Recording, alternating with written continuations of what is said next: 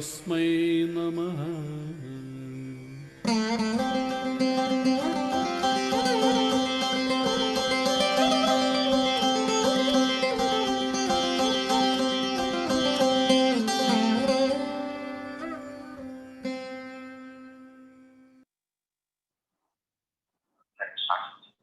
Okay.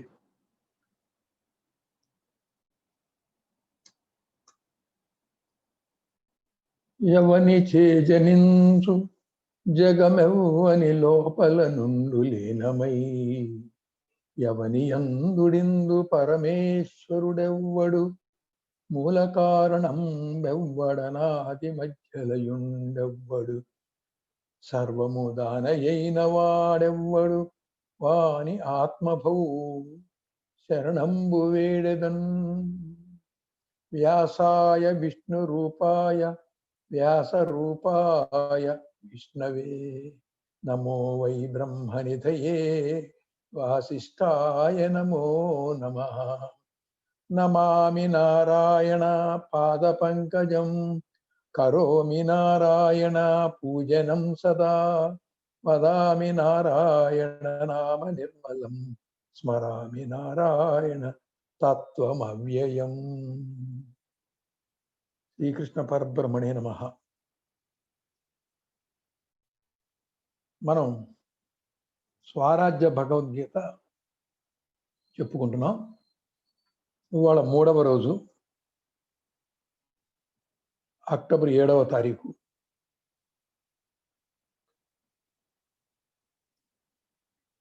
పీఠికలో శ్రవణ మనన నిధిధ్యాసలు అని మొదలుపెట్టాం. శ్రవణం ఎలా చేయాలి, ఆ శ్రవణం శృతిగా, యుక్తిగా, శృతి ప్రమాణంగా, యుక్తితో, అనుభవ ప్రమాణంగా మూడిటిని సరిచేసిన, మూడిటికి సరిపడిన పిమ్మటనే ముందు నమ్మాలి. శ్రవణంలో నమ్మకుండా శ్రవణం కాదు, నమ్మి చేసే శ్రవణమే కరెక్ట్. ఆ నమ్మడానికి ఈ 3 ప్రమాణాలు కూడా చెప్పడం జరిగింది. అయితే ఈ శ్రవణ మనన నిధిధ్యాసల్ని షడ్లింగ పద్ధతిలో చెయ్యాలి అని చెప్తున్నారు. ఈ షడ్లింగములచే భగవద్గీత వివరించినటువంటి బ్రహ్మమును తెలుసుకోవాలి. షడ్లింగాలంటే వివరంగా చెప్పబోతున్నాము. ఒక్కసారి నిన్న చెప్పిన షడ్లింగాలు ఏంటంటే ఉపక్రమ, ఉపసంహారములు. అయితే ఉపక్రమ, ఉపసంహారములు సబ్జెక్టు ఒకటిగానే ఉండాలి. ఉపక్రమణేమో ప్రారంభించేదానిలాగా ఉండాలి, ఉపసంహారం ముగించేలాగా ఉండాలి. ఉపక్రమణలో ఒక ప్రతిపాదన ఉండి అది ప్రశ్నగా ఉండాలి, ఉపసంహారంలో ప్రశ్నకి జవాబుగా ఉండి ముగింపుగా ఉండాలి. ఇది అక్కడ నియమం. రెండోది అభ్యాసలింగం. ఈ అభ్యాసలింగము అనేది మామూలుగా వేరే గ్రంథాలకు ఉండదు, అక్కడ వేరే లింగం చెప్పడం జరుగుతుంది.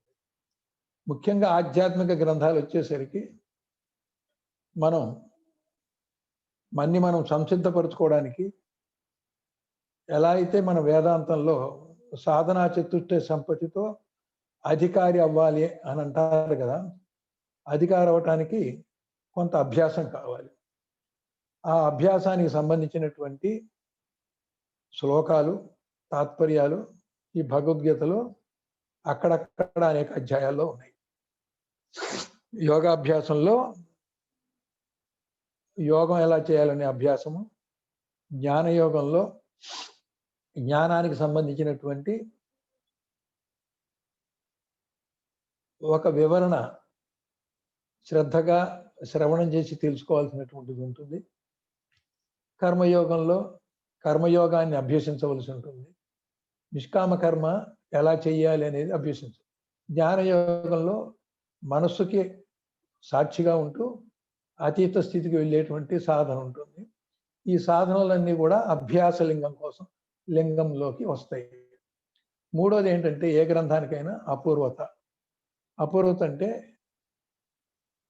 నీకు తెలియనటువంటిది ఇవాళ కొత్తగా తెలిసింది. అంత నమ్మడానికి హేతువాద బుద్ధి ఒప్పుకోకపోయినప్పటికీ కూడా ఆశ్చర్యము, అద్భుతం అనిపించాలి. అది సాధారణ గ్రంథాలకి అది సరిపోతుంది కానీ ఆధ్యాత్మిక గ్రంథం వచ్చేసరికి ఇక్కడ అపూర్వత అంటే ముఖ్యంగా భగవద్గీత కానీ జ్ఞానపరంగా ఉన్నటువంటి ఏ గ్రంథంలో అయినా అపూర్వత అంటే నీవే ఆ బ్రహ్మం అయ్యి ఉన్నావు అనగానే వాడికి ఆశ్చర్యం వేస్తుంది. నేను బ్రహ్మను ఎట్లా అయ్యాను? దాంతో వాడి ఆశ్చర్యానికి తగినట్లుగా మనం అంత ఆశ్చర్యపడాల్సింది లేదు. అది ఎలాగో నేను చెప్తాను అని మొదలుపెట్టి చెప్తాం. నాలుగోది ఫలము. ఫలం అంటే నువ్వే ఆ బ్రహ్మ అని చెప్పినప్పుడు ఫలం ఏమై ఉంటుంది? నేనే ఆ బ్రహ్మ అనేటువంటి నిర్ణయము, అనుభవము, ఆనందము రావాలి. అర్థవాదం. అర్థవాదం అంటే ఒక వస్తువు చెప్పడానికి వేరే వస్తువుని పోలికగా తీసుకొచ్చి దాని వ్యతిరేకార్థంగా చెప్పినప్పుడు ఈ వస్తువుని చెప్పకనే చెప్పినట్లు అవుతుంది. రాజుగారి పెద్ద భార్య మంచిది అంటే చిన్న భార్య చెడ్డదని మనం చెప్పకనే చెప్పినట్లు అవుతుంది. ఈ విధంగా అర్థవాదంతో ఇక్కడ జరుగుతుంది. దీని యొక్క ఆవశ్యకత ఏంటంటే మన లక్ష్యమైనటువంటి పరబ్రహ్మ లేక పరమాత్మ అవాంగ్మానస గోచరము, మనోవాచామ గోచరం, అనిర్వచనీయము, మనసుకి బుద్ధికి హేతువాదానికి తర్కానికి అందనిది. కానీ అది చెప్పందే ఆ లక్ష్యం మనకి సాధకులకి ఇవ్వందే పని జరగదు. ఒక ఉపాయంతో ఆ లక్ష్యాన్ని ఇవ్వాలి అంటే దానికి వ్యతిరేకంగా ఉన్నవన్నీ చెప్తూ ఇది కాదు ఇది కాదు ఇది కాదంటే చివరికి ఆ లక్ష్యాన్ని చెప్పినట్లే అవుతుంది. దీన్ని అర్థవాదం అంటారు. తర్వాత ఉపపత్తి. ఇక్కడ నీవే ఆ బ్రహ్మము అనేటువంటిది ఒక సిద్ధాంతం. ఆ సిద్ధాంతాన్ని అర్థవాదంతో నిరూపించాం. నిరూపించిన తర్వాత అయితే సాంకేతికంగా నిరూపణ అయింది కానీ ఇక్కడ బ్రహ్మ విద్యలో నీవే ఆ బ్రహ్మం అన్నప్పుడు నీకు ఆ బ్రహ్మానుభవం సాక్షాత్కరించాలి కదా. ఆ బ్రహ్మానుభవంలో ఆ లక్ష్యానికి బ్రహ్మానుభవానికి నువ్వు చేరాలి. చేరి నీవే ఆ బ్రహ్మం అయి ఉండాలి. బ్రహ్మానుభవాన్ని చేరటాన్ని బ్రహ్మనిష్ట అంటారు. నీవే ఆ బ్రహ్మం అవటానికి ఆ బ్రహ్మానుసంధానంతో అద్వైతం సిద్ధించడం అనేది జరుగుతుంది. కాబట్టి ఇక్కడ నువ్వు వేరే ఉండి తెలుసుకోవడం కాదు, నువ్వు తెలుసుకున్నదేదో అది నీవే అయి ఉన్నావు కనుక దానికి మనం ఏం చెయ్యాలి? అయి ఉన్నావు అనేటువంటి సిద్ధాంతం అయితే ఉపపత్తి అంటే ఆ సిద్ధాంతాన్ని బలపరిచేది ఇంకోటి ఏదైనా కావాలి మనకి. దీన్నే ఉపపత్తి అంటాము, ఉపసిద్ధాంతం అంటాము.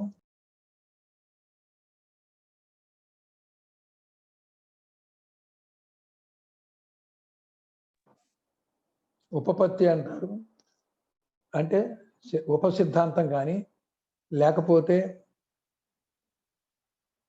ఆ సిద్ధాంతాన్ని బలపరచడానికి మరికొన్ని చిన్న చిన్న సిద్ధాంతాలు. మనం మొదట్లో అనుకున్న సిద్ధాంతాన్ని బలపరచడానికి మరికొన్ని చిన్న చిన్న సిద్ధాంతాలు చెప్పడం అవుతుంది. ఆ చిన్న సిద్ధాంతాల ద్వారా నువ్వు దాన్ని సానుకూలంగా, వ్యతిరేకంగా కాకుండా సానుకూలంగా, నెగటివ్ మైండ్తో కాకుండా పాజిటివ్ మైండ్తో, డిస్ప్రూవ్ చేయాల్సినటువంటి పద్ధతిగా కాకుండా ప్రూవ్ చేయాలనేటువంటి పద్ధతిలో నువ్వు అనుసరించటమే ఉపపత్తి. ఎందుకంటే ఇక్కడ అనుభవానికి తీసుకెళ్లేటువంటి బోధ, ఆ బోధకు ఆ సామర్థ్యం లేదు. అది శాస్త్రమే, శాస్త్రం కూడా జడమే. అది సూచిస్తుంది, లేకపోతే బల్లగుద్ది గట్టిగా చెప్తుంది, ఢంకా బజాయించి చెప్తుంది. అందుకే వేదాంత డిండిమా అని వేదాలు ఘోషిస్తున్నాయని చెప్తాం. అంతకుమించి అది చేయగలిగింది ఏం లేదు. మన మూర్ఖులు అయింది పాటించకపోతే దాని యొక్క నష్టము, మహానష్టం మనం పొందవలసి ఉంటుంది. దానికి కనుక మనం అవలంబించి తెలుసుకొని శ్రవణ మనన నిధిధ్యాస ద్వారా ఆ లక్ష్యం దగ్గరికి వెళ్ళి లక్ష్యం నీ మీద ఆపాదించుకొని అనుష్ఠానపూర్వకంగా నువ్వు ఆ బ్రహ్మనిష్ట పదవి దాకా వెళ్ళాలి. వెళ్ళాలి అంటే ఇక్కడ కొన్ని షరతులు హేతువాదంతో, ఒక తర్కంతో నిర్ణయించే పద్ధతి పనికిరాదు. మొదట్లోనే మనం చెప్పాం, శాస్త్ర ప్రమాణము, గురువాక్యము, ఈ పెద్దల యొక్క అనుభవ నిర్ణయాలన్నీ ఉన్నాయని. దానికి ఒక యుక్తి అంటే శిష్యుని యొక్క సంసిద్ధత, అట్లాగే శిష్యుని సంసిద్ధపరిచేటువంటి కొన్ని అభ్యాసాలు, అవన్నీ ఉన్న మీదట ముందు ఇంతవరకు అయితే కానీ కాదు. ఈ అభ్యాసం లేకుండా, సాధన లేకుండా ఎంత ఉన్నా అది పాండిత్యం అవుతుంది కానీ అనుభవానికి రాదు. అభ్యాసం తోడైనప్పుడు నువ్వు అటువంటి లక్ష్యం దగ్గరికి దాని ఫలితంగా పొందటానికి వీలైనప్పుడు అప్పుడు దానికి నీ దృక్పథము సానుకూలంగా ఉంటుంది. కాబట్టి నిన్ను సానుకూల పరిచేది ఏదో అది ఉపపత్తి. ఈ ఉపపత్తిలో మనం సానుకూలమైనటువంటి విచారణ చేయాలి. అంటే కాదు అని ముందు అనుకొని అది ఎలా కాదు, ఎలా అవునయిందో నీ సారాంశం ఏంటంటే ఆ నిజాన్ని తెలుసుకోవడం. నిజం పెద్దలు ముందే చెప్పారు. ఇది ఎలా ఉంటుందంటే, మీకు క్లాసులో కొన్ని లెక్కలు చెప్పారు, ఎలా చేయాలో చెప్పారు, ఆన్సర్ వచ్చింది, నీకు మళ్ళీ హోంవర్క్ ఇచ్చారు, ఇంటి దగ్గర మరికొన్ని కొత్త లెక్కలు ఇచ్చి చేయమన్నారు. అయితే ఆన్సర్ నీకు ముందే ఇచ్చారు. ముందే ఇస్తే నువ్వేం చేయాలి? ఆ లెక్క అంతా కూడా నువ్వు పరిష్కరించి చివరికి వాడు చెప్పిన ఆన్సర్ వస్తే రైటు, వాడు చెప్పిన ఆన్సర్ రాకపోతే తప్పు. అప్పుడు అతను ఏం చేస్తాడు? ఆన్సర్ వచ్చేలాగా ప్రయత్నం చేస్తాడు కానీ ఈ ఆన్సర్ తప్పు, టీచర్ గారు తప్పు చెప్పారు అని ప్రయత్నం చేయడు కదా. ఆ విధంగా చేసేటువంటి పద్ధతిని ఉపపత్తి అంటారు. బ్రీఫ్గా, క్లుప్తంగా అంతవరకు చెప్పి ఇవాళ కొనసాగిద్దాం. మొదట్లో ఏమనుకున్నామంటే ఉపక్రమ ఉపసంహారం. ఉపక్రమ ఉపసంహారముల ఏకత మొదటి లింగం. జ్ఞాత్వారంభ ఉపక్రమ అమరకోశంలో చెప్పారు. ఇది జ్ఞాత్వ అంటే తెలుసుకొని, ఆరంభ ప్రారంభించుట ఉపక్రమం. ముందు చెప్పేవాడు వాడు తెలుసుకొని ప్రారంభించాలి. నాకు తెలిసిన దాంట్లోంచి చెప్పాలి. పుస్తకం తీసుకొని పుస్తకంలోది చెప్పడం కాదు. వేరే చోట అయితే, ఆధ్యాత్మిక గ్రంథాలు కానప్పుడైతే తెలుసుకోకుండా చెప్పి మీతో పాటే చెప్పేవాడు కూడా వినేవాళ్ళతో పాటే తెలుసుకోవచ్చు.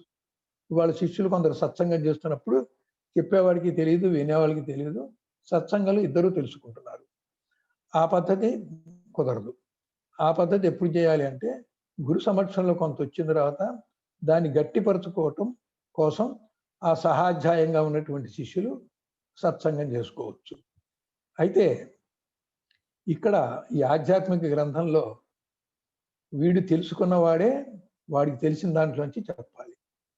ఇది జ్ఞాత్వ ఆరంభ ఉపక్రమ అంటే ఉపక్రమణము అంటే ఉపక్రమణము అంటే ప్రారంభము. కార్యసిద్ధి అగునట్టు ఉపాయం నెరింగి చెప్పేవాడు ఎలా చెప్పాలి? వాడికి తెలిసింది బాగానే ఉంది, వాడికి తెలిసింది తెలియని వాళ్ళకి చెప్పడానికి ఒక ఉపాయంతో చెప్పాలి. నీకు తెలుసు కదా అని నువ్వు ఎంఏ క్లాస్ చెప్పావు అనుకో, 10వ క్లాస్ వాడికి ఎంఏ క్లాస్ వాడికి చెప్పినట్టుగా చెప్పావు అనుకో, వాడికి అర్థం కాదు కదా. ఆ ఎంఏ క్లాస్కి చెప్పేవాళ్ళలాగా చెప్పగలిగినటువంటి వాడు, అంత బాగా తెలిసినటువంటి గురువు అయినా కానీ, ఎవరైనా కానీ, ఒక గ్రంథకర్త అయినా కానీ, పాఠకులు తెలియాలి అంటే 10th క్లాస్కి దిగి చెప్పాలి. అయితే 10th క్లాస్ దిగామని 10th క్లాస్ పాఠం చెప్పకూడదు. పై పాఠమే శిష్యుని స్థాయికి కిందకి దింపి అందించి క్రమంగా మళ్ళీ పైకి తీసుకెళ్ళాలి. ఆ ఉపాయము చే నిజము నెరుగుటకు ప్రారంభించుట ఉపక్రమము. ఈ రెండో లైన్ ఏంటంటే శిష్యుడు అనమాట. ఆయనేమో తెలిసి చెప్తున్నాడు, యుక్తిగా చెప్తున్నాడు. గ్రంథకర్త కానీ, గురువు కానీ, శిష్యుడు కానీ, పాఠకుడు కానీ ఏం చేయాలి?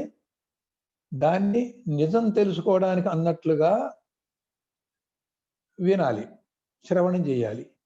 ఆ రకంగా ప్రారంభించడాన్ని, శిష్యుడు ఆ రకంగా ప్రారంభించడాన్ని కూడా ఉపక్రమము అంటారు.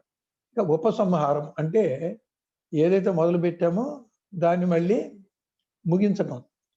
ముగింపు, సమాప్తి. భగవద్గీతను ప్రారంభించినప్పుడు ఉపక్రమ శ్లోకం ఏది అంటే మొదటి అధ్యాయంలో మొదటి శ్లోకం. ఉపసంహారం ఏది అంటే 18వ అధ్యాయం అంటే ఆఖరి అధ్యాయంలో ఆఖరి శ్లోకం. మొదటి అధ్యాయంలో మొదటి శ్లోకం ఏముంది? ధర్మక్షేత్రే కురుక్షేత్రే సమవేత యుత్సవ మామకాః పాండవచ్చైవ కిమ కుర్వత సంజయ. ఈ గీతా ప్రారంభ శ్లోకమే ఉపక్రమం. ప్రారంభమున చెప్పిన శ్లోకమే ఉపక్రమ శ్లోకం అంటారు. ఈ ఉపసంహార శ్లోకం ఏది? ఆఖరిది, ముగింపు. యత్ర యోగేశ్వర కృష్ణో యత్ర పార్థో ధనుర్ధర తత్ర శ్రీర్ విజయో భూతిర్ ధ్రువావీతి మతిర్మమ. యత్ర యోగేశ్వర కృష్ణో యత్ర పార్థో ధనుర్ధర తత్ర శ్రీర్ విజయో భూతిర్ ధ్రువా మతిర్మమ. ధ్రువా నీతిర్మతిర్మమ. ఇది ఉపసంహార శ్లోకం. ప్రారంభ శ్లోకమును సమాప్తి శ్లోకమును ఒకటే అయినతో ఉపక్రమ ఉపసంహారముల యొక్క ఏకత అనబడు ప్రథమ లింగము సరిపోయినట్లగు. ఇక ఏకత అంటే ఏంటి? ప్రారంభంలో ఒక ప్రశ్న ఉంటుంది, చివరిలో ఆ ప్రశ్నకి జవాబుతో ఏకత వస్తుంది. ఏకత అంటే ఉపక్రమంలో ఏదైతే మనం చెప్పామో తిరిగి దాన్నే చెప్పడం ముగింపు ఎట్లా అవుతుంది? ఒక ఉపక్రమంలో నీవు బ్రహ్మము అని మొదలుపెట్టినప్పుడు ముగింపులో నీవు బ్రహ్మమే అని ముగించాలి. నువ్వు బ్రహ్మమని ముగించినప్పుడు ఆ వినేటువంటి పాఠకుడికో శిష్యుడికో సందేహం వస్తుంది. నేను బ్రహ్మనా అని ఆశ్చర్యపోయి నేను బ్రహ్మను ఎట్లా అవుతాను అనేటువంటి ఒక ప్రశ్న వస్తుంది. కాబట్టి ఇంకో రకంగా చెప్తే ఉపక్రమంలో ప్రశ్న ఉంటుంది, ఉపసంహారంలో జవాబు ఉంటుంది.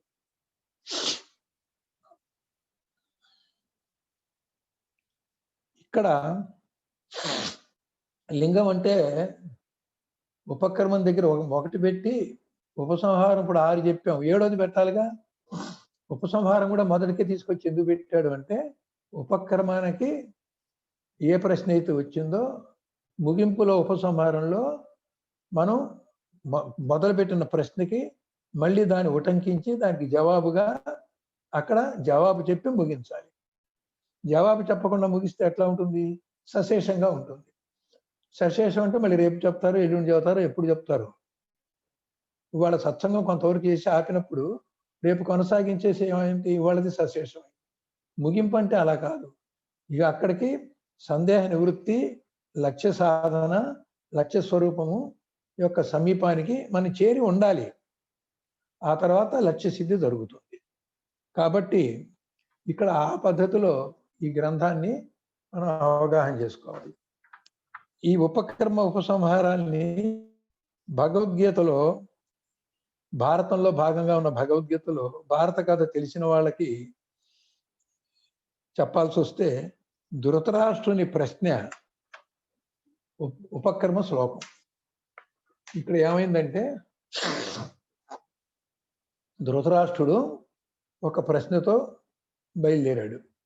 ఎవరికి వేశాడు ఆ ప్రశ్న? సంజయుడికి వేశాడు. ఏమని వేశాడు?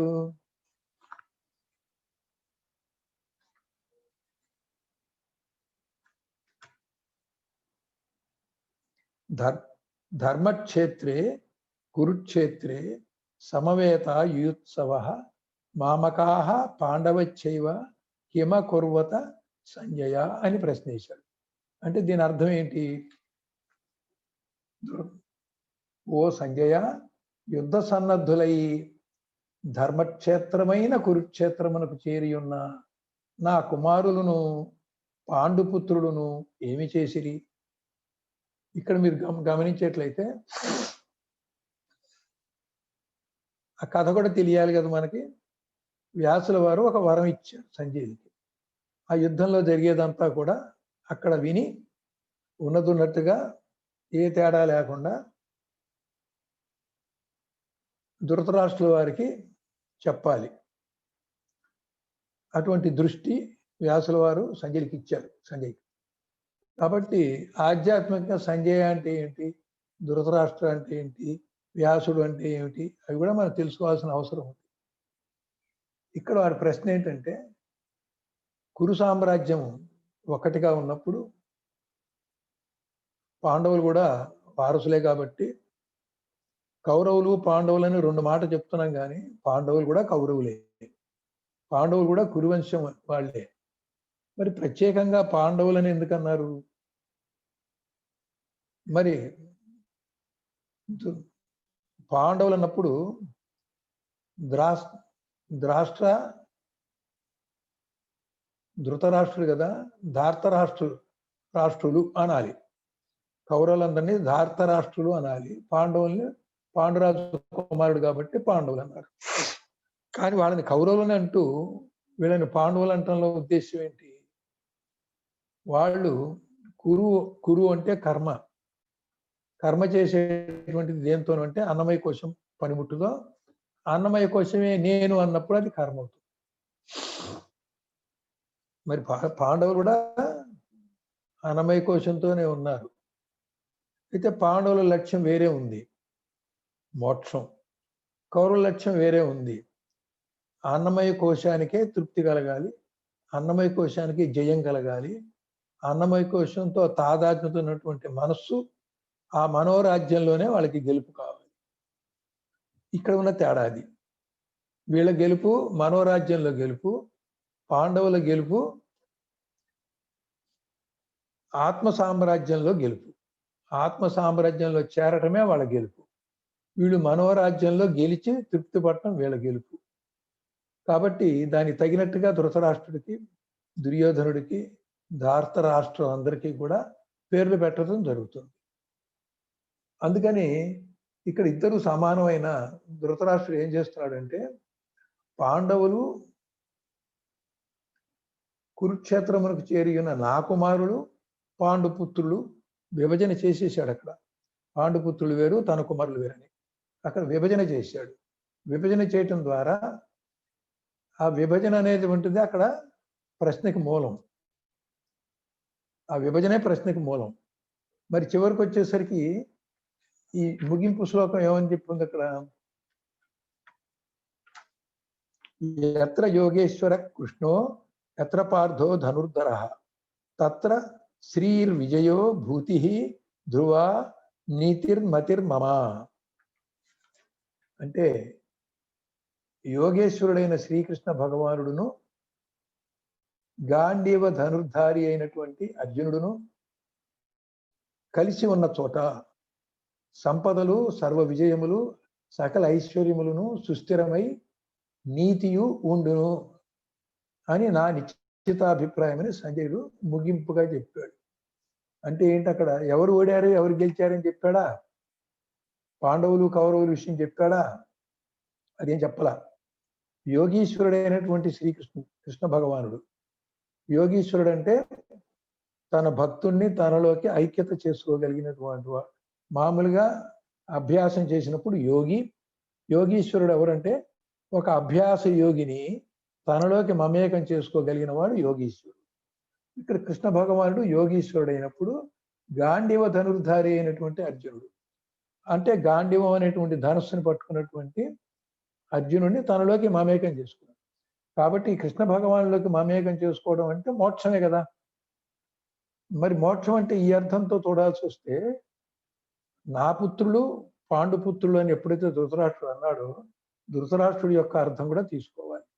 అంటే వీళ్ళదంతా కూడా భౌతికంగా అన్నమయ కోశానికి సంబంధించినటువంటి కర్మ పద్ధతిలో ఉన్నటువంటిది ధృతరాష్ట్రుడి యొక్క పుత్రుడు. దాన్ని బట్టి ధృతరాష్ట్రుడే ఒక మలిన మనస్కుడు. ఆ మలిన మనస్కుడు తన మనోరాజ్యం యొక్క గెలుపే కోరుతున్నాడు. ఆ మనోరాజ్యంలో యొక్క గెలుపుకి అజ్ఞానం అనేటువంటి దుర్యోధనుడు ఉన్నాడు. దుర్యోధను యొక్క 99 మంది సోదరులు అజ్ఞానం చేత కలిగినటువంటి అనేక అవిద్యా వృత్తులు, ఇవన్నీ ఆసురీ వృత్తులు అనొచ్చు. ఇప్పుడు ఇక్కడ మన పాండవులు అనగానే శుద్ధ సత్వగుణము, శుద్ధ సత్వగుణమే పాండురాజు. ఆ పాండురాజు యొక్క కుమారుడు పుత్రులంతా కూడా సాత్వికులు. సత్వాత్ సంజాయతే జ్ఞానం అన్నట్టుగా వీళ్ళకి సత్వగుణం ఉంది కాబట్టి వీళ్ళు జ్ఞానం పొందటానికి అధికారం ఉన్నది. అధికారం ఉంది కాబట్టి కృష్ణ పరమాత్మ వాళ్ళకి సహాయం చేయాలి. రెండోది ఏమిటంటే తమో రజోగుణాలకి బలం ఎక్కువ, సత్వగుణానికి బలం తక్కువ. ఆధ్యాత్మికంగా సత్వగుణం ఉండాలి కానీ ప్రపంచంలో సత్వగుణం ఓడిపోవటమే సహజం. రజోగుణం విజృంభించిన తర్వాత ఒక చెంప మీద కొడితే రెండో చెంప చూపించు అన్నప్పుడు నిజంగా సాత్వికుడు అలా చూపించాడు అనుకో, వాడు చెంపలు వాయిస్తూనే ఉంటాడు తప్ప వీడికి రక్షణ ఉండదు. మరి సత్వగుణం వదిలేసి వీడు కూడా ఏదో చెప్పినట్టుగా ఒక రావణుడిగా ఉండేటువంటి వాడు ఏదో మధ్యలో రాముడయ్యి అక్కడ అనేక ఆ సత్వగుణంలో రాముడిగా ఉన్నవాడు అనేక బాధలు పడి ఆ బాధలకి జవాబు చెప్పగలిగి కూడా ఓర్పు సహనం పాటించితే ఒకసారి సహనం కోల్పోయి నేను మళ్ళీ రావణుడు అయితే బాగుండు అని రాముడే రావణుడైతే అనేటువంటిది ఏదో ఒక చిత్రం ఉంది. ఇలాగ మరి సత్వగుణం వాడు మళ్ళీ రజోగుణానికి మారాలా? ఆ రజోగుణంతో అని వాడు తట్టుకోగలడా? తట్టుకోలేడు. మరి మారాలా? మారకూడదు. మరి ఏం చేయాలి? సత్వగుణం నీకు ప్రయోజనం ఉండాలి కానీ అపకారం చేస్తే ఎలా? ఈ సత్వగుణం ఆ పరమాత్మ యొక్క ప్రకాశానికి దగ్గరగా ఉన్నాడు కాబట్టి ఈ సాత్వికుడు లక్ష్యం కనుక ఆ పరమాత్మ మీద పెట్టుకుంటే ఆ కృష్ణ పరమాత్మ యొక్క తోడు ఈ పాండవులు తీసుకుంటే అప్పుడు ఆ పరమాత్మ యొక్క ప్రకాశంతో ఉన్న సాత్విక బుద్ధి ఏదైతే ఉన్నదో అది ఆ భగవంతుని యొక్క సహాయాన్ని తీసుకుంది. భగవంతుడు కొన్ని పరిస్థితులు కల్పించి సాత్వికులు మొదట్లో కొంచెం ఇబ్బందులు పడ్డా, నష్టపడ్డా, అరణ్యవాసం చేసిన, అజ్ఞాతవాసం చేసిన చివరికి కృష్ణుడి యొక్క సహాయంతో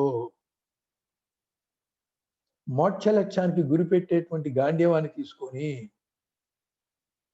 ఈ ధనుస్సుని గురి చూసి లక్ష్యంకి పెట్టినప్పుడు ఆ పరమాత్మ యొక్క సహాయంతో మనం లక్ష్యం చేరతాం. ఇది స్వరాజ్యం, నిజమైన స్వరాజ్యం, ఆధ్యాత్మికమైనటువంటి స్వాతంత్రం. ఇక్కడ ముగింపులో అది చెప్పాడు. ఇక్కడ సకల ఐశ్వర్యములు అంటే ఇక్కడ సంపదలని కాదు, అక్కడ అది మోక్ష సంపద. ఐశ్వరత్వం అంటే ఈశ్వరత్వం, సుస్థిరమైనటువంటి నీతి. నీతి అంటే నీతి అవినీతిలో ద్వంద్వాలు కాకుండా ఒక నీతి ఏదైతే ఉందో అది సుస్థిరంగా ఉంది అన్నప్పుడు అది ఆ బ్రహ్మానుభవంలో ఉండటమే, బ్రహ్మనిష్టలో ఉండటమే సుస్థిరమైన నీతి. ఈ రకంగా దీనికి అంతా కూడా రహస్యంగా ఉన్నటువంటి అంతరార్థాలన్నీ కూడా చెప్పడం జరుగుతుంది. ఈ విధంగా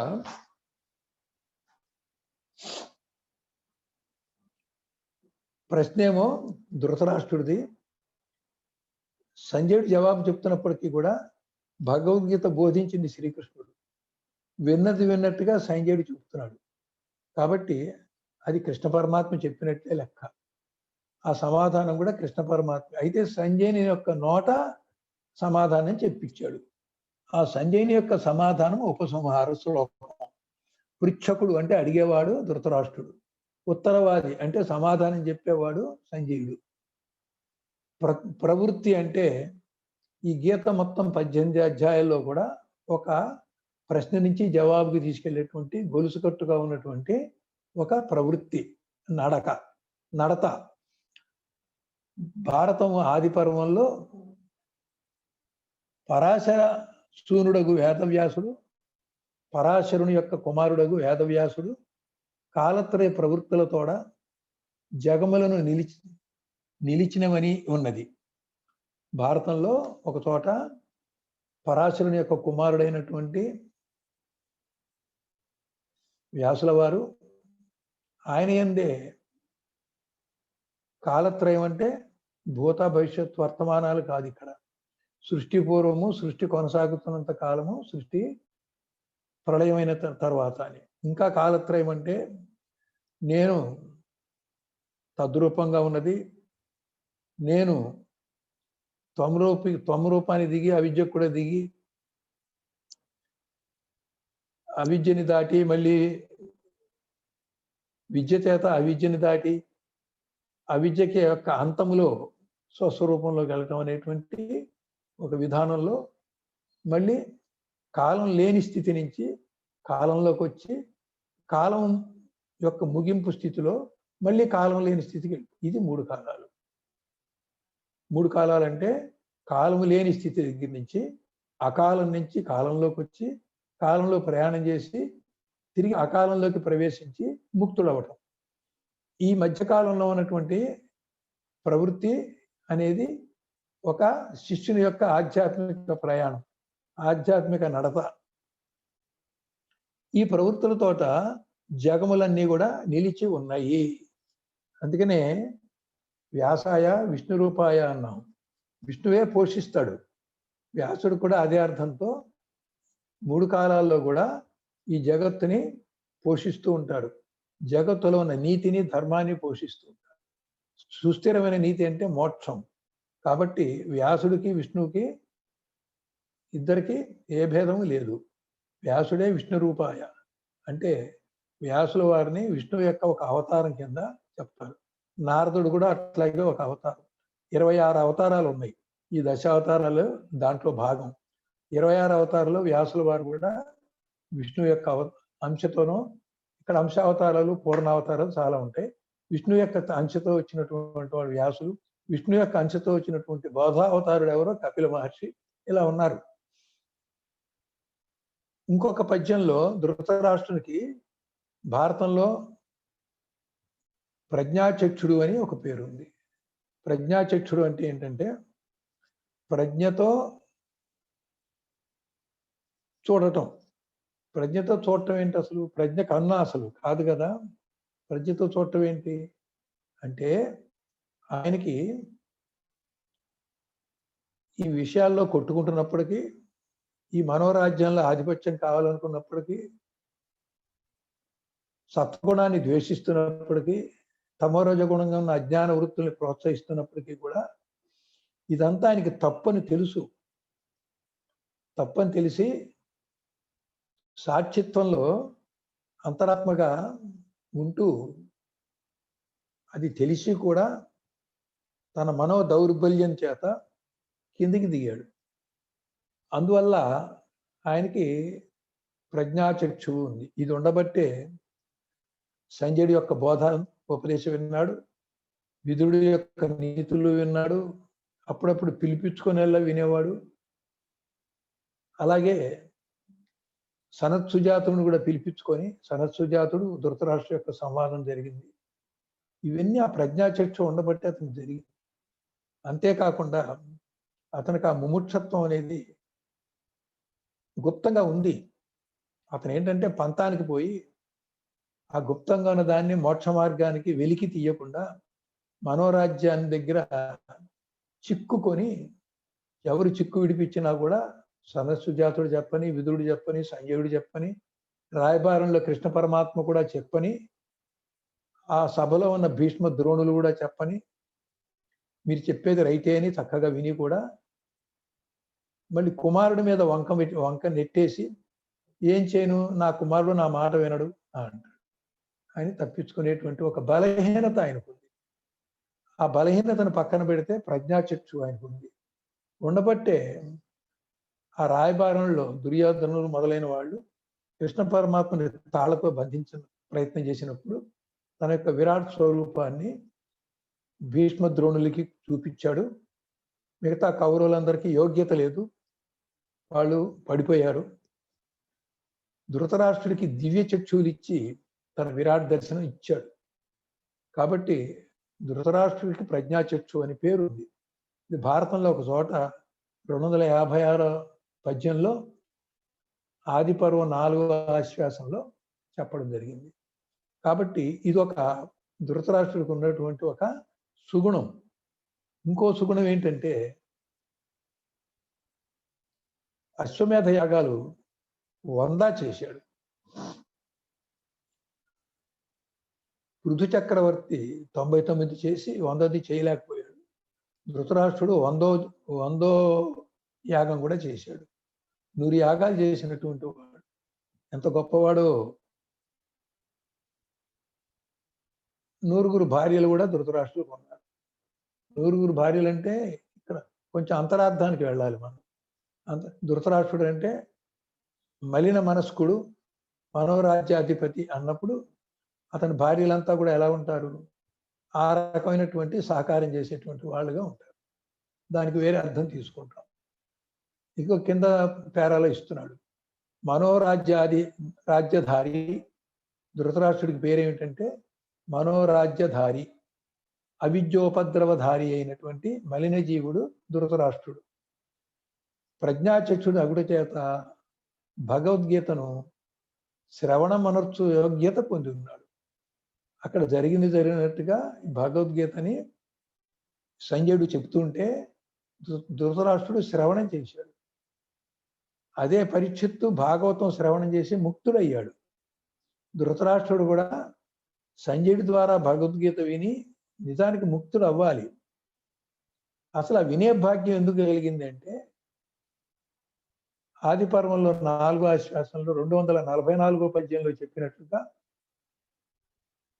అతను ప్రజ్ఞాచక్షుడు అంటే ఒక విధంగా అంతరాత్మ మేలుకొన్నవాడై ఉన్నాడు. అతనికి అంతరాత్మ మేలుకొనే ఉన్నది. అది ప్రజ్ఞాచక్షు అంటే. అయితే అంతరాత్మ ప్రబోధ వినట్లేదు, తన యొక్క బలహీనత ఏదైనా కానీ. అయినా ఆ భాగ్యం ఉండటం వల్ల గీతని శ్రవణం చేసేటువంటి భాగ్యం కూడా కలిగింది. ఎవరైనా అడగచ్చు, ఇంత దుర్మార్గుడు కదండి, అతను సంజయుడి ద్వారా భగవద్గీత వినటం ఏమిటి? దివ్య చక్షువులతోటి కృష్ణ పరమాత్మ యొక్క విరాట్ స్వరూపం ఆ రాయబార టైంలో చూడటం ఏంటి? చూసిన తర్వాత మిగతా వాళ్ళు చూసి ఆనందపడ్డారు, భీష్ముడు, ద్రోణుడు వీళ్ళంతా. మరి ధృతరాష్ట్రుడు నేను చూడలేకపోతున్నాను, నాకు భయంగా ఉంది, దివ్య చక్షులు తీసేసే, నా గుడ్డికళ్ళు నాకు ఇచ్చేయని అన్నాడు. అది ఆయన యొక్క బలహీనత. అవిద్యకు పృథు చక్రవర్తి చెయ్యలేని 100వ అశ్వమేధ యాగాన్ని కూడా ధృతరాష్ట్రుడు చేశాడు. అవిద్యకు కారణము అగ్నిస్థానము మనోరాజ్యాధికారి మలినజీవుడు ఇందున్నాడు. అవిద్యకు కారణమైనటువంటి అగ్నిస్థానం ఉంది, అదే అంతరాత్మ. కాకపోతే అంతరాత్మ పైనుంచి వచ్చే ఆత్మ ప్రకాశాన్ని యొక్క ప్రభావానికి లోబడి అది ప్రజ్ఞాచక్షువై అతను అంతరాత్మలో మేల్కొన్నవాడై ఉన్నాడు. కళ్ళు గుడ్డైనా కానీ అంతరాత్మలో మేల్కొన్నవాడి ఆ భాగ్యం ధృతరాష్ట్రుడికి ఉన్నది. ఆ కారణంగా అయినప్పటికీ దాన్ని పక్కన పెట్టి మనోరాజ్యాధికారి అయినటువంటి మలినజీవుడే ఈ ధృతరాష్ట్రుడు. కాలత్రయ ప్రవర్తమానములతో కూడా జగములను కాపాడటానికి నిలపడానికి హేతువైనటువంటి వేదవ్యాసమూర్తి శ్వాస చిదాభాసుల మిశ్రత్వ మహాకారణము. ఇది జాగ్రత్తగా అర్థం చేసుకోవాలి. వేదవ్యాసుడికి ఏం చెప్తున్నాడంటే శ్వాస చిదాభాసుల మిశ్రత్వానికి మహాకారణం. మన మానవుల్లో శ్వాస ఒకటి ఉంది, ప్రత్యేగాత్మ యొక్క ప్రకాశం ఉంది. దాంతో అంతఃకరణ ప్రతిబింబంగా చిదాభాసుడని నేను వచ్చింది. ఈ చిదాభాసుడని నేను ప్రత్యేగాత్మకి ప్రతినిధి, ఈ శ్వాస విశ్వప్రాణ శక్తికి ప్రతినిధి. ఈ రెండు మనకి ఇక్కడ ఉన్నాయి. యావత్తు సృష్టికి శ్వాస ముఖ్యము. అలాగే ప్రత్యేగాత్మ ప్రకాశంతో అంతఃకరణ ప్రతిబింబంగా చిదాభాసుడుగా ఒక వ్యక్తి తయారాడు. కాబట్టి ఒక వ్యక్తిత్వం అవసరం, ప్రాణంతో కూడినటువంటి వ్యక్తిత్వం అవసరం. ఇంతవరకే. అక్కడి నుంచి ప్రకృతిలో ఉన్న పంచభూతాల యొక్క పంచీకరణతో స్థూల దేహం అనే పనిముట్టు వస్తుంది, అది తర్వాత సంగతి. కానీ ముఖ్యంగా శ్వాస ఈ చిదాభాసుడు అంటే చైతన్య ప్రకాశానికి ప్రతిబింబ ప్రకాశంగా తయారైనటువంటి ఒక వ్యక్తిత్వము ఇక్కడ నేనుగా మానవుల్లో ఉంది. ఈ శ్వాస అనేటువంటిది రోజుకి 21,600 లెక్క ప్రకారము ఈ నేను ఈ శరీరంలో చిదాభాసుడు ఉండటానికి అవకాశం ఇచ్చింది. ఈ శ్వాస ఈ చిదాభాసుడు రెండు జంటగానే ఈ మానవుడు జీవిస్తూ ఉన్నాడు. ఆ రెండు జంటగా ఉన్నటువంటి జీవించే పద్ధతిలో ఎవడైతే ఉన్నాడో వాడి పేరు జీవుడు. ఈ జీవుడు రావడానికి మహాకారణ స్వరూపం ఎవరైనా అంటే ఆయన వేదవ్యాసుల వారు. అలాగే కృష్ణ పరమాత్మ కూడా మహాకారణమే. కాబట్టి వ్యాసులు కృష్ణ పరమాత్మతో సమానం. అందుకే వ్యాసాయ విష్ణు రూపాయ అంటం జరిగింది. ఆదిపర్వం 2వ ఆశ్వాసంలో 117వ వచనంలో భీష్ముడు లేకున్నచో ఈ లోకమున ఎరుక నశించును అనుంది. కాబట్టి భీష్ముడు ఎరుకని కాపాడేవాడు. ఎరుకని కాపాడటం కోసమే పాండవ పక్షానికి రాకుండా కౌరవ పక్షంలో ఉండాల్సి వచ్చింది. వీళ్ళంతా లోకాన్ని నిలపడానికి పనికొచ్చేటువంటి వాళ్ళు. మోక్షం అనగానే ఆ లోకాన్ని నిలిపేటువంటి దాని నుంచి మనం విడిపడి ఎవరి మార్గం వాళ్ళు మోక్ష మార్గం తీసుకొని ముక్తి చెందాలి. మొత్తం సమూహం అంతా కూడా కట్టకట్టి అందరికీ ఒకేసారి మోక్షం ఉండేటువంటి విధానం లేదు. ముచ్చు కావాలి, ఇవన్నీ చాలా ఉన్నాయి అక్కడ. కాబట్టి లోక కళ్యాణం కోసం, లోకాన్ని రక్షించడం కోసం అని ఎప్పుడైనా త్రిమూర్తులు భావన చేశారు అంటే అక్కడ కర్మ ఉండాలి, జన్మకర్మ ఉండాలి, యుద్ధాలు ఉండాలి, అన్నీ ఉండాల్సిందే. దాంట్లో వాళ్ళ ప్రారంభంతో ఇవన్నీ అనుభవిస్తూ ఒకసారి విసిగి వేసారి వైరాగ్యం వచ్చి విడుదల పొందాలనేటువంటిది ఎప్పుడైతే వస్తుందో అప్పుడు ఈ జనన మరణ చక్రంగా లోక కళ్యాణం అనే పేరుతో ఈ లోకాన్ని నిలబెట్టేటువంటి పద్ధతిలో భాగంగా కాకుండా తాను వేరు మార్గంలోకి వెళ్ళి ముక్తుడు కావాల్సినటువంటి అవసరం ఉంది. ఇప్పుడు భీష్ముడు ఏంటంటే మోక్ష మార్గానికి తీసుకెళ్లేటువంటి పద్ధతి ఆయన దగ్గర లేదు. అయితే ఈ కాలాన్ని కొనసాగుతూ కాలంలో ఉన్నటువంటి ఎరుకను కొనసాగింపజేయాలి. ఎరుకపోతే అతను అచల పరిపూర్ణుడు అవుతాడు. ఎరుక ఉంటే కాడుగా. అలాగే ప్రారంభంలో బ్రహ్మ కూడా బ్రహ్మ మానస పుత్రులు సనక సనందనాథుల్ని సృష్టించి ఇక్కడ జనాభాని పెంచమని, సృష్టిని పెంచమని అడిగితే ఆ జ్ఞానమే వాళ్ళకి ఆటంకం అయ్యి ఆ పని చేయలేకపోయారు. తర్వాత కశ్యపుడు మొదలైనటువంటి ప్రజాపతుల్ని సృష్టించి వాళ్ళకి కొంత అజ్ఞానము, విషయభోగత్వము, లాలస అన్నీ ఇచ్చి అప్పుడు కూడా వాళ్ళు జ్ఞానులుగా కూడా ఉన్నారు, రెండుగా ఉన్నారు. అయితే ఏంటంటే బ్రహ్మ యొక్క ఆజ్ఞ తీసుకొని ప్రయత్నం చేయగలిగారు. వాళ్ళ ద్వారా ఈ సృష్టి అంతా వచ్చింది. అంటే అక్కడ సృష్టికి సంబంధించి లోక కళ్యాణం అంటే సృష్టిని విస్తరింపజేస్తూ పెంచుతూ ఉండడం. అంటే జన్మకర్మ పద్ధతులు జీవులు ఉంటేనే కదా సృష్టి కొనసాగింది. అది కూడా ఒక పక్క అదే నడుస్తూనే ఉంటుంది. భీష్ముడు సృష్టిని నడపడానికి పనికొచ్చేవాడుగా ఉన్నాడు.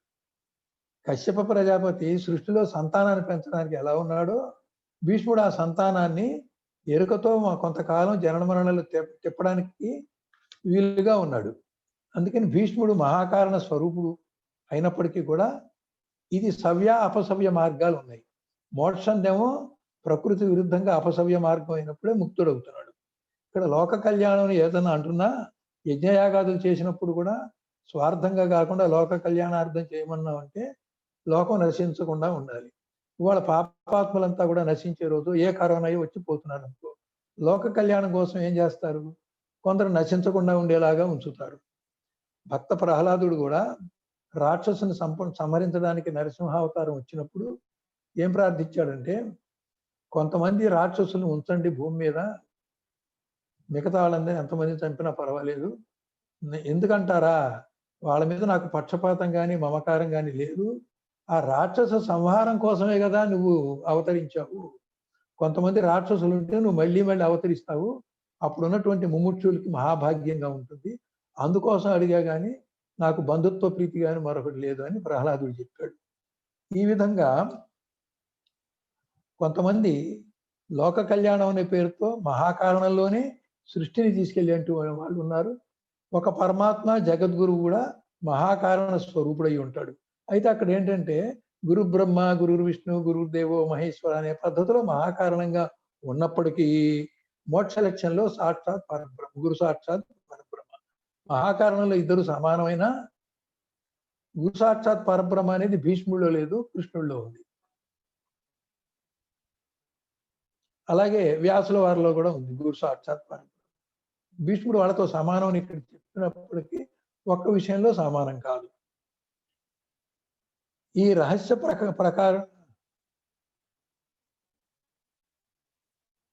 ఆదిమ బ్రహ్మకు కల సామర్థ్యవంతుడు వేదవ్యాసుడు.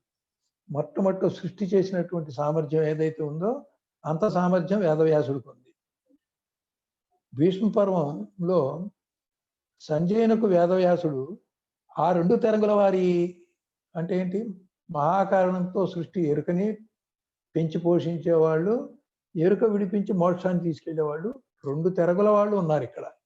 వారి యొక్క దివారాత్ర ప్రవర్తనములు కలుగునట్లున, ఒకటి దివా అంటే సృష్టి కొనసాగటం, రాత్రి అంటే సృష్టి ప్రళయం అవటం కొనసాగునట్లు, రహస్య వక్ర భాషణములు వినునట్లు, రహస్యంగా ఉండేటువంటి, అర్థం కాకుండా వక్రంగా ఉండేటువంటి, మర్మంగా ఉండేటువంటి సంభాషణలు వినేటట్లుగా, మనోవృత్తులు, ఇతరుల మనోవృత్తులు బయట పెట్టకుండానే, మాట చెప్పకుండానే వాళ్ళ మనోభావాల్ని తెలుసుకోగలిగినట్లును ఈ వ్యాసుల వారు సంజయుడికి వరం ఇచ్చాడు.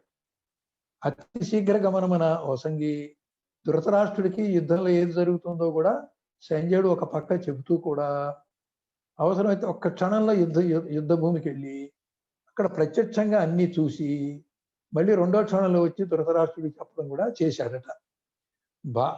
ఆ భారత సమర ధరణిని తిరిగినను, అక్కడ యుద్ధం జరుగుతున్నప్పుడు, ఆ కొట్టుకుంటున్నప్పుడు అతను ఆ మధ్యలో పోయి ఆ యుద్ధంలో ఇతను కూడా పొరపాటున ప్రమాదవశాత్తు దెబ్బలు తగలకుండా, శస్త్రాస్త్రములు ఎవియూ అతనికి తాకకుండా ఉండేటువంటి ఒక ప్రభావాన్ని వ్యాసుల వారు సంజయుడికి వరానిచ్చారు. అంటే ధృతరాష్ట్రుడి దగ్గర అక్కడి నుంచి వినటం, ఆ వినటువంటిది ఇక్కడ చెప్పడం, కృష్ణుడి యొక్క మనసులో ఏముందో, అర్జునుడి యొక్క మనసులో ఏముందో, దుర్యోధనుడి యొక్క మనసులో ఏముందో, భీష్ముల వారు ద్రోణుల వారి యొక్క మనసులో యుద్ధం చేస్తున్నప్పుడు కూడా వాళ్ళు పూర్తిగా పూనుకొని చేస్తున్నారా, వాళ్ళ మనసులో ఏదో ఉండి అర్జునుడిని చంపడానికి వెనకాడుతున్నాడా, అర్జునుడి మనసులో ఏముంది, పూర్తి సామర్థ్యంతో భీష్ముడిని ఓడించకుండా భీష్ముడికి కొంచెం అవకాశం ఇస్తున్నాడా, ఆ మనోవృత్తి కూడా సంజయుడు గ్రహించేటువంటి వరం ఆ వ్యాసుల వారు ఇచ్చాడు. అంతేకాకుండా ఒక క్షణంలో భారత యుద్ధ భూమిలోకి వెళ్ళి అంతా మొత్తం తిరిగి ప్రత్యక్షంగా చూసి గ్రహించి మళ్ళీ క్షణంలో వెనక్కి వచ్చేట్టుగా ఇచ్చాడు. మూడోది, ఆ యుద్ధంలో యుద్ధ భూమిలో తిరుగుతున్న అతనికి శస్త్రాలు అస్త్రాలు తాకకుండా కూడా ఒక వరం ఇచ్చాడు.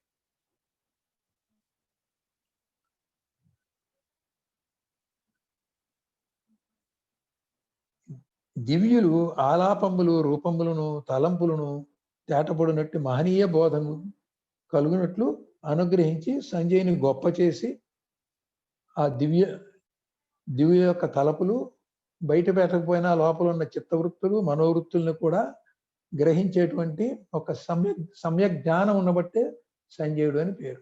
ఎవరికైతే సమ్యక్ జ్ఞానం ఉందో అతని పేరు సంజయుడు. ఆ రకంగా అతనికి వరం ఇవ్వటం వల్ల అతని సంజయ అనే నామానికి సార్థకత వచ్చింది. అటువంటి గొప్ప చేసి ధృతరాష్ట్రునకు యుద్ధ వార్తలను బోధించుటకు నియమించాను. ఈ బోధించున్నది బుద్ధి. మన మనసులో కూడా, మన మనసు అలా గాలివాటంగా కొట్టుకుపోతుంది. విషయవాసన సంస్కారం వస్తుంది, ఎదురుగా నిమిత్త కారణంగా సంఘటన వస్తుంది. వీడికున్న స్వభావం 3 గుణాలు ఉంటాయి. ప్రారంభం భోగతో నశ్యతే అని ఉంటుంది, బుద్ధి కర్మానుసారణ అని ఉంటుంది. ఆ రకంగా వాడు ఏ స్వాతంత్రం లేకుండా అలా గుడ్డిగా ఆ మనసులో ఉన్నటువంటి వాడు, మనోరాజ్యంలో ఉన్నవాడు గుడ్డివాడుగా సంచరిస్తాడు. కానీ ఆ మనసు నుంచి బుద్ధిని కనుక వేరు చేయగలిగితే, సాక్షి విలక్షణమైనటువంటి బుద్ధిగా ఉంటే, అటువంటి బుద్ధి సంజయుడు. బుద్ధి అనబడు సంజయుని వ్యాసుడు నియమించాడు. తెలియని తనమును పూర్తిగా జయించిన శుద్ధ బుద్ధియే సంజయుడు. సంజయుడు అంటే తెలియకుండా ఉన్నదాన్ని పూర్తిగా జయించి పూర్తిగా తెలిసిన వాడుగా మారాడు. అటువంటి బోధించినటువంటి బుద్ధి సంజయుడు. అంటే ఒక రకంగా మనలో ఉన్న అంతరాత్మ ఏదో, ఆ అంతరాత్మ స్థాయి అతనికి ఉండేటట్టుగా వ్యాసుల వారు సంజయుడికి వర్ణించాడు. ఇప్పుడు అంతరాత్మ నీకు ఎలా ప్రబోధ చేస్తుందో ధృతరాష్ట్రుడికి అటువంటి ప్రబోధ చేస్తూ ఉన్నాడు. కేవలం యుద్ధ వార్తలే చెప్పకుండా మీరు కనుక గమనించేటైతే సంజయుడు ధృతరాష్ట్రుడికి మధ్యలో కూడా దెప్పి పొడవటము, మంచి చెప్పడము, చెడుని నిరసించటము అవి కూడా చేశాడు. ఇదిగో నువ్వు నాకు చెప్పేవాడిగా ఉన్నావా, నువ్వు వాళ్ళ మనిషి అని ధృతరాష్ట్రుడు సంజయుడిని కసురుకున్నటువంటి సందర్భం కూడా ఉంది. ఆ శుద్ధ బుద్ధియే సంజయుడు. బోధించు బుద్ధి సంజయుడు ఆపోస్థ నివాసి. భగవద్గీతను వినిపించును. మలినాంతఃకరణముకు మనసుతో కారణ శరీరస్థ మలిన జీవుడు వినును. భగవద్గీతను ఇతను సాక్షిభూతమైనటువంటి శుద్ధ బుద్ధి రూపుడు కాబట్టి దివ్యత్వాన్ని కూడా గ్రహించేటువంటి, తెలియనితనాన్ని నుంచి తెలిసేతనాన్ని గ్రహించేటువంటివి, పైగా ప్రత్యేకంగా వ్యాసుల వారి చేత కొన్ని వరాలు పొందినటువంటి వాడు కాబట్టి అతడు జ్ఞానాన్ని కూడా అందించగలిగినటువంటి స్థాయిలో ఉన్నాడు. అయితే ధృతరాష్ట్రుడు వినిపించుకోలేదు. ఇప్పుడు వాళ్ళ సంజయుడు విని చెప్పింది భగవద్గీత ఎలా బయటకు వచ్చింది? కృష్ణుడు యుద్ధంలో అర్జునుడికి మాత్రమే చెప్పాడు, ఇంకెవరు వినలేదు. సంజయుడు విన్నాడు. ఆ సంజయుడి ద్వారా భగవద్గీత మనకు అందరికీ అందింది.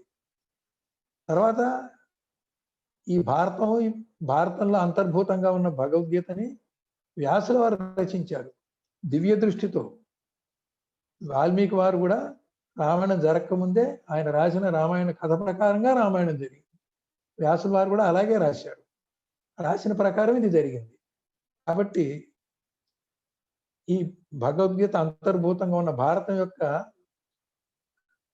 కర్త, గ్రంథకర్త వ్యాసుడికి తెలుసు, కృష్ణుడికి తెలుసు, అర్జునుడికి తెలుసు, సంజయుడికి తెలుసు, సంజయుడి దాకా విన్నటువంటి ధృతరాష్ట్రుడు, ఈ ఐదుగురికే తెలుసు. ఈ సంజయుడు చెప్పినటువంటి భగవద్గీతే వాళ్ళ లోకం అంతా కూడా మనకి ప్రచారం అయింది. కాబట్టి ఇక్కడికి మనం ఈ కాన్సెప్ట్ ఇక్కడ దాకా. ఇక్కడ ఏం చెప్పామంటే మనోరాజ్యం గురించి, మలిన జీవుడు ధృతరాష్ట్రుడి గురించి, అలాగే వ్యాసుల వారి యొక్క లోక కళ్యాణ స్థితి, సంజయుడికి వ్యాసుల వారి ఇచ్చినటువంటి వరం వల్ల సంజయుడి యొక్క శుద్ధ బుద్ధి యొక్క రూపము, అలాగే ఎరుకని పెంచి పోషించేటువంటి పద్ధతిలో భీష్ముల వారు ఉన్నారని ఒక చిన్న కాన్సెప్ట్ ఇచ్చాం. ఈ తర్వాత దీన్ని ఇంకొంచెం వివరంగా ఈ కాన్సెప్ట్ అందరికీ అవగాహన అయ్యేట్లుగా మళ్ళీ పెంచుకుందాం. రేపటి నుంచి ఏం చేస్తామంటే ఈ ధృతరాష్ట్రుడు, ఈ సంజయుడికి ఇక్కడ పూర్వరంగం తయారైంది. పూర్వరంగంతో సంజయుడు చెప్పడం, ధృతరాష్ట్రుడు వినటం, ఇదంతా కూడా ఈ కథనం అంతా రేపు కొనసాగిద్దాం.